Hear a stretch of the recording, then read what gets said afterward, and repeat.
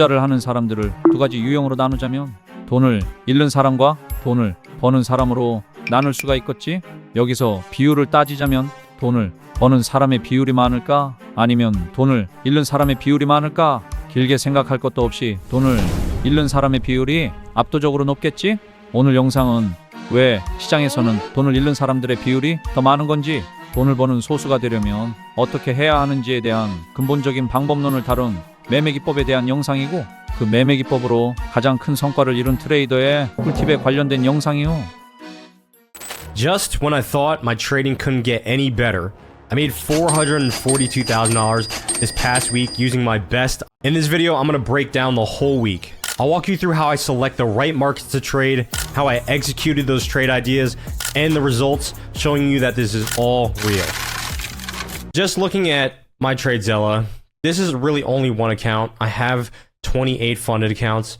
자신의 계좌를 오픈하며 엄청난 수익률을 투명하게 공개하고 있는 이 남자는 미국의 기술 분석 전문가 제이드 캐비어. 제이드는 프로법 트레이딩에서 가장 큰 성과를 낸 트레이더로 해당 분야 1위 트레이더인데, 여기서 프로법 트레이딩이라 함은 쉽게 설명하면 기업의 돈으로 대신 트레이딩을 하게 해주는 시스템으로 까다로운 테스트를 거쳐서 우수한 성과를 낸 아주 소수의 트레이더에게만 기회가 주어지는 상당히 까다로운 시스템이요. 기업이 투자금을 제공하고 그 돈으로 대신 투자를 진행하여 통상적으로 수익금에서 적으면 70%에서 많으면 90%까지를 프로법 트레이더가 쉐어를 받는 구조인데, 제이드는 2025년 250만 달러, 한화로 약 40억 가량을 한 번에 지급을 받았고, 이는 프로법 트레이딩으로 수익금을 받은 트레이더 중에 가장 높은 금액으로 공식적인 기록을 세워버린 것이다, 이 말이지. 이외에도 정말 많은 기업들의 러브콜을 받았고, 역시나 엄청난 수익률을 자랑하며 현 시점 가장 화려한 포트폴리오를 갖춘 트레이더로 언급이 되고 있는 남자인데, 그런데 여기서 특이점이 하나 있어. 그게 무엇이냐? 제이드는 트레이딩을 할 때 그 어떤 보조지표도 사용하지 않는다는 거요. 오로지 차트에서 가격의 움직임 패턴만으로 매매를 진행하는 기법인 ICT 트레이딩으로 매매를 진행을 한다고 하는데, 오늘은 ICT가 무엇인지부터 시작해서 제이드가 트레이딩을 진행할 때 종목을 선정하는 기준과 선정한 종목에서 그가 사용하는 주요 ICT 매매 기법에 관한 설명을 영상에서 다뤄볼 거예요. 궁금하면 영상 끝까지 들여다보던가 말던가. 자, 보기로 마음먹었으면 ICT 이론이 뭔지에 대한 개념부터 이해를 하고 시작하면 좋겠지. 시장에는 막대한 자본과 정보력 등을 통해 가격의 방향을 주도하는 세력이라고 불리우는 기관 투자자들이 있고, 그들이 만든 흐름 속에서 딸려 움직이게 되는 개인 투자자 등으로 구분할 수가 있어.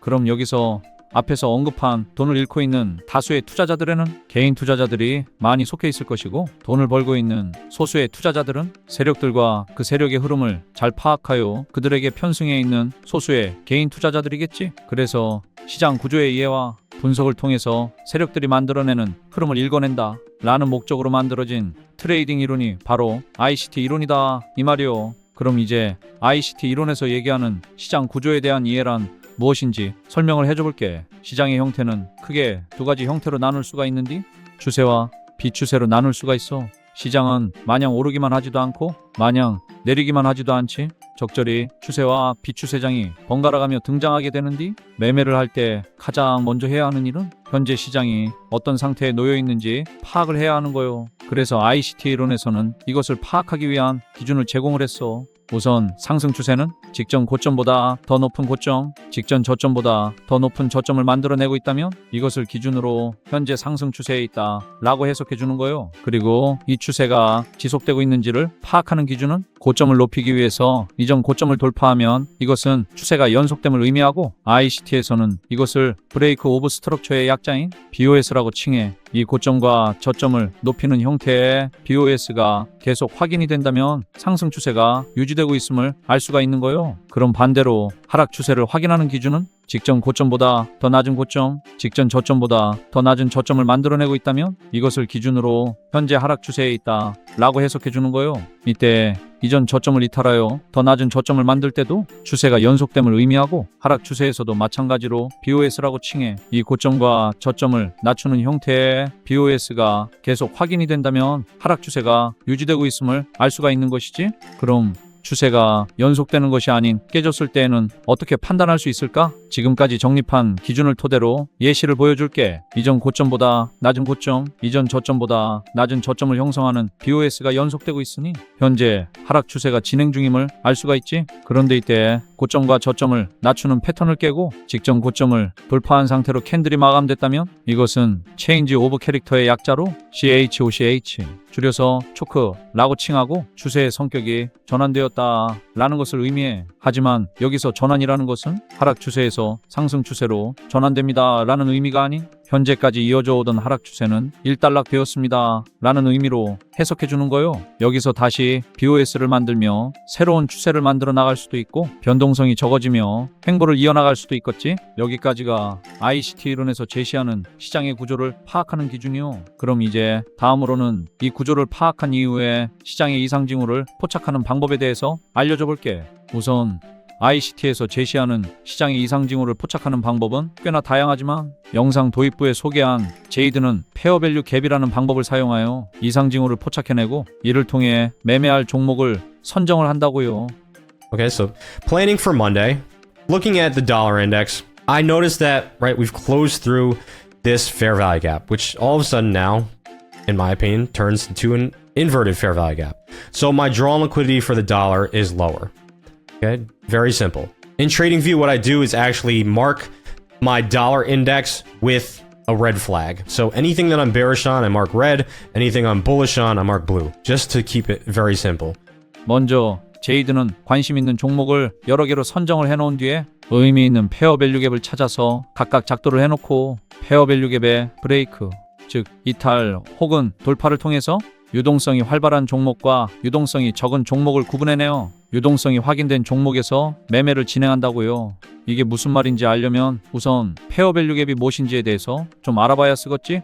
페어밸류 갭이란 직역하자면 공정, 가치, 격차 정도로 해석할 수 있는데 가격이 급하게 움직여 거래가 불균형하게 이루어진 구간, 즉 매수와 매도 간의 균형이 무너진 구간을 의미해. 이게 무슨 의미냐 하면 시장은 본래 매수자와 매도자가 공정하게 거래를 주고받으며 균형을 이루어야 해. 하지만 만약 누군가 의도를 가지고 가격을 한 방향으로 밀어버린다면 어떻게 될까? 매수 호가와 매도 호가 사이에 일종의 갭이 발생하게 되고 이것을 ICT에서는 거래의 불균형, 즉 세력의 개입으로 인하여 시장에 이상 징후가 발생했다 라고 해석하는 거요. 그럼 이 FVG라는 이상 징후는 어떻게 찾고 어떻게 활용하는 것인지 알아봐야겠지? FVG는 기본적으로 3개의 캔들로 식별을 할 수 있는데 가운데 캔들이 1번 캔들이라고 가정했을 때 0번 캔들에서의 고점과 2번 캔들에서의 저점을 보면 이 두 캔들의 꼬리가 서로 겹치지 않는 것을 볼 수가 있어. 그럼 1번 캔들의 몸통에 겹치지 않는 빈 공간이 생기게 되는데 이 공간이 바로 FVG이고 상승하는 캔들 중에 발생한 FVG이기 때문에 상승 FVG라고 칭하는 거요. 그렇다면 하락하는 과정에서 생긴 FVG는 하락 FVG라고 칭하게 되겠지? 자, 그럼 FVG를 찾기는 했는데 이것이 왜 중요하냐? FVG는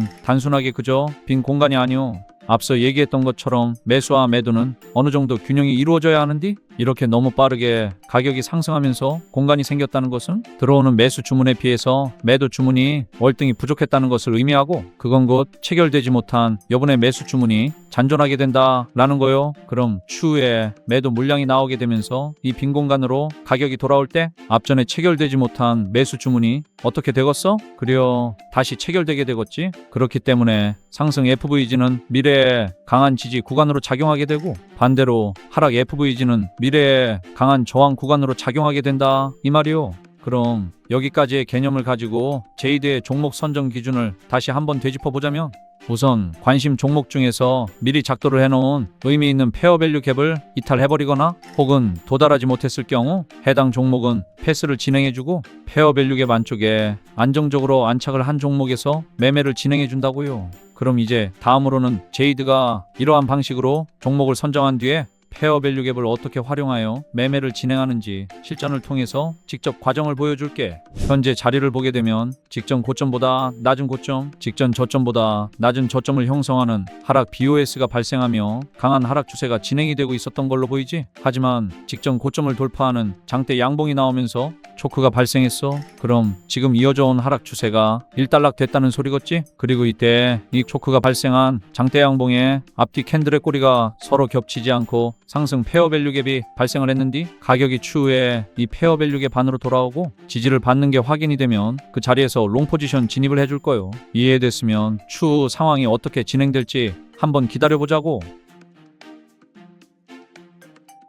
한 차례 상승이 이어진 이후 조정을 받으며 가격이 페어 밸류 갭 안으로 돌아왔어. 이후 꼬리를 말아 올리면서 마감을 했고 지지를 받고 반등한 것으로 확인되는 이 자리 양봉 캔들 종가에서 롱 포지션 진입해 볼 거예요. 손절가는 페어 밸류 갭 중간보다 조금 아래쪽으로 잡아주면 되고 익절은 상승이 진행되다가 초크가 발생되는 구간에서 익절을 진행해 줄 거예요. 그럼 모든 세팅이 완료됐으니 추후 상황이 어떻게 진행될지 한번 기다려 보자고.